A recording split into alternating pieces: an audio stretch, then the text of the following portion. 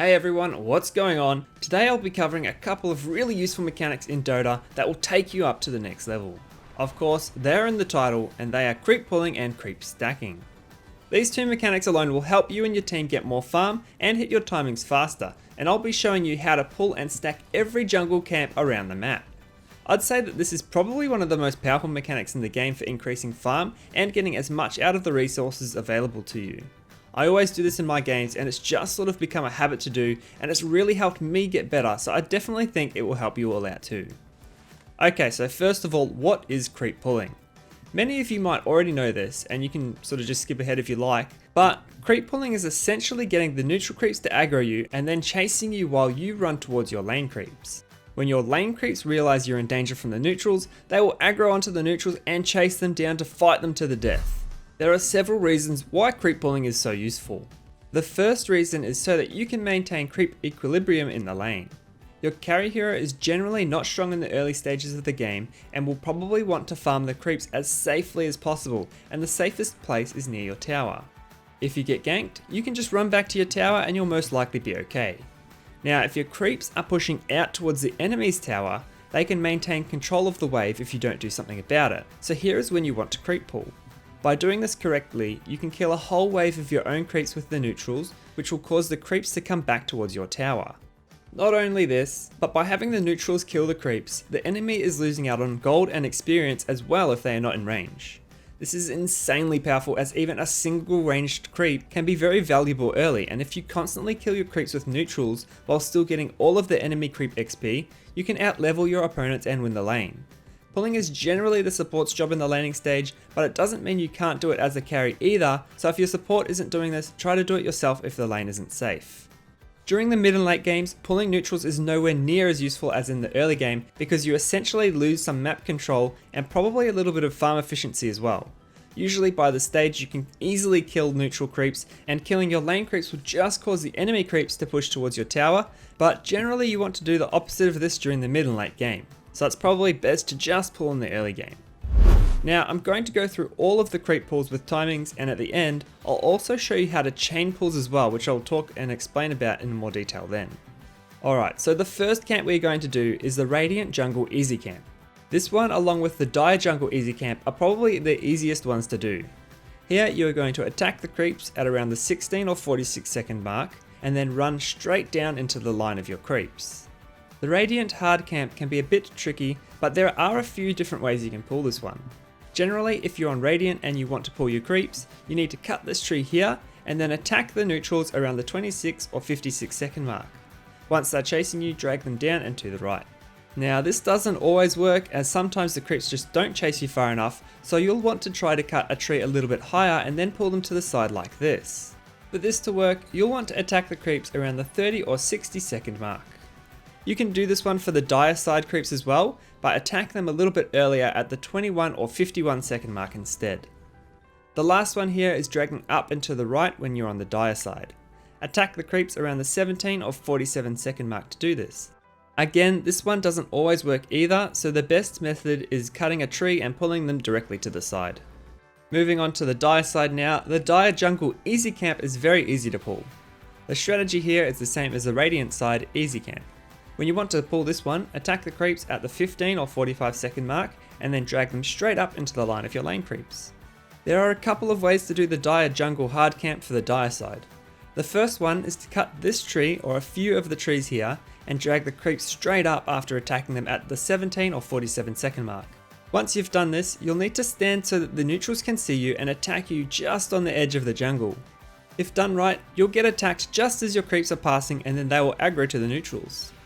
The other method is to attack them at the 22 or 52 second mark and then drag them up and to the left. Similar to the last method, you'll sometimes need to stand just on the edge of the jungle so that they attack you before your creeps will aggro. On the Radiant side, this camp is super easy to pull. Around the 20 or 50 second mark, attack the creeps and then run directly to your left. Your creeps will line up perfectly and aggro over to the neutrals, which is a very useful thing to do if you're the offlaner here. Now I mentioned chain pulling before, and this is really only used when the small camp doesn't quite kill your whole creep wave and you want to kill the last creeps off. This can be tricky as there is no definitive timing, but basically you are going to run over to the hard neutral camp after you've pulled your creeps to the easy camp. Keep an eye on the health of the neutrals, and then when you're close to killing the easy camp, attack the hard camp and start dragging them over. If you've timed it right, the last neutral in the easy camp will die just as the hard camp arrives, and then your lane creeps will aggro the hard camp. Now before we move on to creep stacking, I want to give you a few quick tips with pulling. Sometimes you might pull a camp a little bit too late, but if you get in front of your creeps, you can actually creep block them until the neutrals catch up, which can save the pull a lot of the time. Also, don't worry if you don't get every creep when pulling. Even a single creep can be a win for the lane, as this is still gold and XP that the enemies are missing out on. Alright, now let's move on to creep stacking, and this is the juicy farm increasing mechanic which I saved to last. I don't know about you guys, but I like saving the best for last, especially when eating dinner. For real though, I saved it to last because it is done very similar to creep pulling, but at a specific timing. You might have noticed it earlier in the video, but basically stacking camps is done by pulling the neutrals out of their camp zone at the minute mark, which causes another neutral camp to spawn in its place. If you've done this once, you'll have a double stack, and if you've done it twice, a triple stacked camp. You can do it more than this, but it starts getting hard to do as the creeps all bash into each other and just can't get out of the zone in time. Stacked camps can be quite strong and difficult to take down, especially in the early levels, but they can be extremely valuable for flash farm heroes with AoE abilities. Queen of Pain, Axe and many other heroes love stacked camps because they get insane farm very quickly.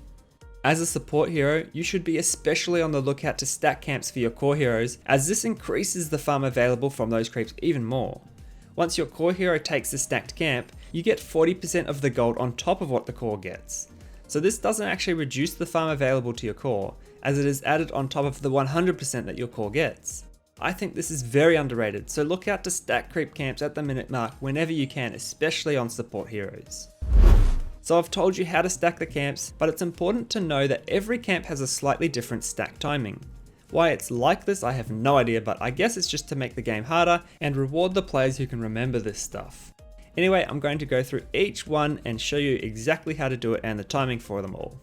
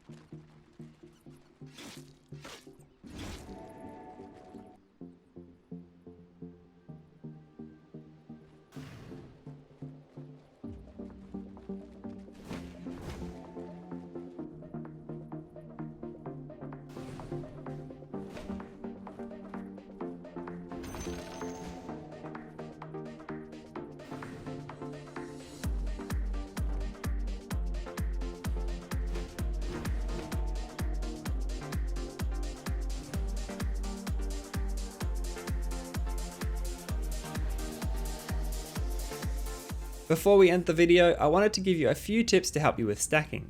The first is that you can actually stack multiple camps at a time with many heroes. It doesn't work with all heroes, but you can use abilities to get aggro of creeps as well, so heroes like Vengeful Spirit or Lina can attack one camp and then use abilities on another camp as they run past. This is really efficient for stacking. One really cool trick I saw in a pro match was I think Sumail playing Kunkka, and he stacked some creep camps using Torrent. I tested this and it works, but you've got to get the timing just right. Cast your Torrent at about 57.5 seconds and this should stack the camps. I don't think it works with every camp though, as I tried it on the Radiant Ancients and it didn't stack. The last tip I want to give you though is to keep an eye on the clock in the game. If you're running through the jungle, look up at the timer, and if it's around the minute mark, go stack a camp or two.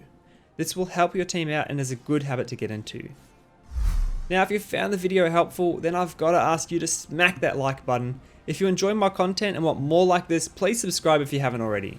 I've checked my analytics and only 8.2% of everyone who watches my videos is subscribed, and the rest of you are just watching, and that's cool, but subscribing to my channel will really help me out.